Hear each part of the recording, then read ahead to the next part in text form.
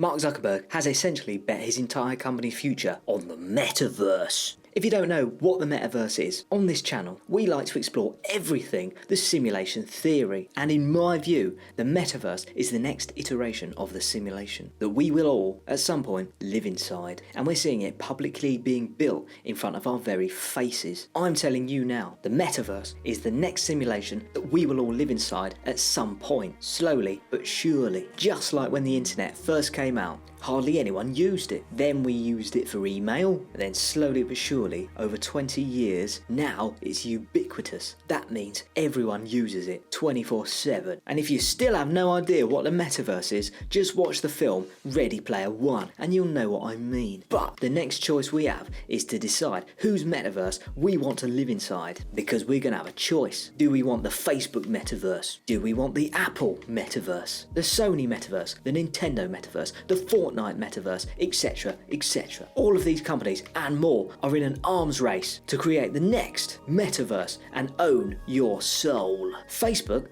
Meta, have spent $10 billion, which in British pounds is about £17.20. Jokes, it's a lot of cash. Mark Zuckerberg has publicly bet his entire future on this Metaverse, changing the company name from Facebook to Meta, and for some reason decided to do all the promotion himself, which is a bit like Jimmy Savile promoting his own range of shell suits. And he's gone on tour showing us how we will game, gather and meet, all inside the Metaverse. According to Apple, their VR and AR stuff are going to be soon ready for release with their smart glasses, and according to industry analysts, are likely to leapfrog all the other companies like Facebook and Google. Here's the problem: Facebook on your browser, you can shut it down. Facebook as an app on your phone, you can kill it. But Facebook on your face, that's the Oculus, which they own. I ain't down with that, seeing as they don't give two shits about your privacy. We all know they're listening to us. That's why when you load up the Facebook app, it bombards you with adverts for little blue pills. No, just me. Whereas Apple made privacy a core part of its strategy, even shutting down Facebook from snooping on you from their iPhones, which Facebook enjoyed as much as a kick in the crotch. Oculus is a Facebook product and it has no privacy. Owning the Oculus platform means Facebook owns everything. It's data harvesting on steroids. That's why Facebook is willing to give away Oculus headsets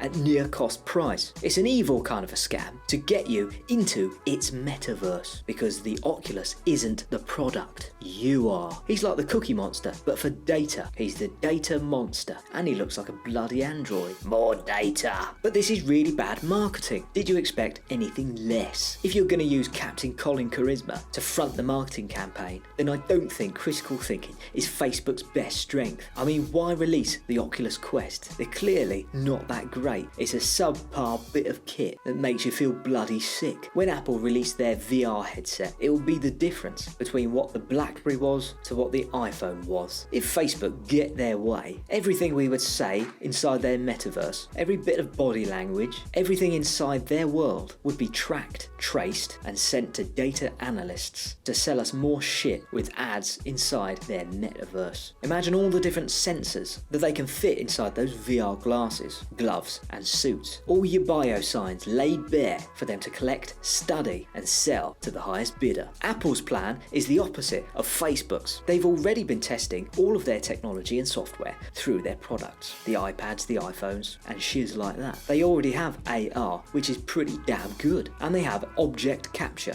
captures real world images and makes them digital, useful for populating your own metaverse. And they've been priming us in a cool kind of a way, because you might think that making an avatar for yourself in the metaverse is a kind of cringy thing to do. Well, it would be if you hadn't been doing it for the last 5 years with memojis. I haven't got round to making mine yet, because I don't think they could make a memoji that could handle the amount of sexiness that I exude. The AI would probably give up and explode and say, nah, we can't handle that much. So, what will Apple's metaverse look like? Fudge knows. But I think the glasses will be just like the glasses on Free Guy, that film with Ryan Reynolds. But maybe there will be an Apple headset first, then the glasses later. Apple already has its own kind of a metaverse anyway. All the software they basically already have, like a TV platform for entertainment and films, technology like SharePlay for group workouts, Apple Music concerts, Apple Arcade for playing games, and everything from education to entertainment, health, fitness, games, game development even, and we will all be able to make apps and games and things for their metaverse, just like we did when the App Store first came out. I mean, I didn't, but you could. Here's another thing.